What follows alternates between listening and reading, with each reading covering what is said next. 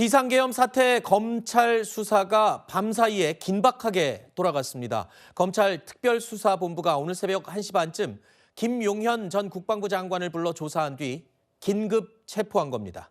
밤사이 무슨 일이 있었던 건지 현장 취재기자 연결해서 상황 짚어보겠습니다. 이세아 기자, 김용현 전 장관이 어제 새벽에 자진 출석을 했죠?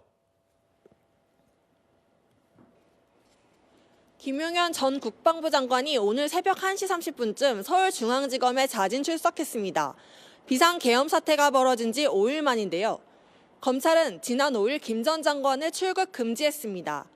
이후 김 전 장관에게 피의자로 조사받으라고 통보해 일정을 조율했던 걸로 전해집니다. 검찰은 이미 김 전 장관에게 소환 통보한 상태였습니다. 출석 일정 조율 중에 돌연 오늘 새벽 검찰에 나온 겁니다. 특수본도 심야 조사는 원치 않았으나 계엄을 주도한 김 전 장관 조사가 가장 중요하다고 생각해 김 전 장관의 요구를 받아들인 걸로 보입니다. 이세아 기자, 오늘 오전에 이 속보가 또 떴습니다. 조사가 끝나자마자 검찰이 김 전 장관을 긴급 체포했다고요? 혐의는 뭐였습니까? 김 전 장관은 이번 비상계엄을 윤석열 대통령에게 건의하고 계엄을 주도한 인물로 꼽힙니다. 특수부는 오늘 아침 7시 52분쯤 김 전 장관을 긴급 체포하고 동부구치소로 이송했습니다. 조사를 마치자마자 형법상 내란죄와 직권남용 혐의로 체포한 건데요. 중대범죄이고 증거인멸이나 도주 우려가 있을 땐 피의자를 긴급 체포할 수 있습니다. 특수부는 김 전 장관이 소유하던 휴대전화도 압수했습니다. 검찰은 김 전 장관을 상대로 계엄 선포와 해제 과정, 국회와 선거관리위원회에 계엄군이 진입한 과정 등을 조사하는 걸로 보입니다. 또 사건 주요 관계자들의 엇갈리는 진술도 김 전 장관에게 확인할 수밖에 없습니다. 군 지휘관들은 물론 조태용 국가정보원장과 홍장원 전 국정원 1차장 등 관계자들의 진실 공방이 이어지고 있습니다. 이 기자, 그렇다면 김 전 장관 긴급 체포 이후에 일정 그리고 신변은 어떻게 되는 겁니까?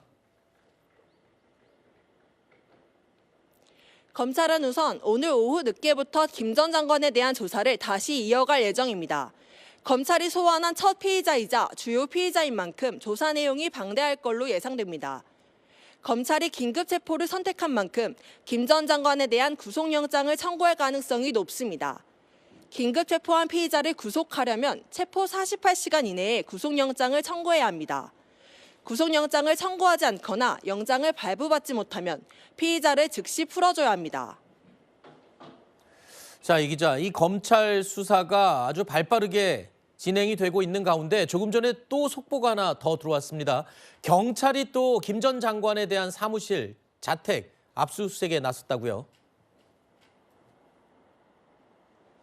네, 경찰 전담수사팀도 김 전 장관의 공간과 국방부 장관의 집무실을 압수수색했습니다. 김 전 장관이 휴대전화를 교체한 정황도 확인됐는데요. 당분간 검찰과 경찰, 투트랙 수사가 계속 이어질 전망입니다. 지금까지 서울중앙지검에서 전해드렸습니다.